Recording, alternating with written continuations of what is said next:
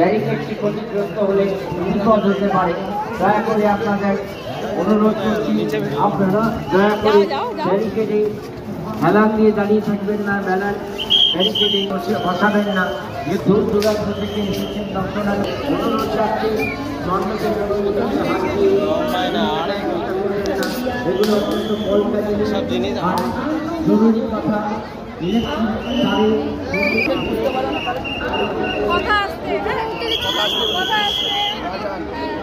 কথা আসছে ভালোভাবে কথা হবে।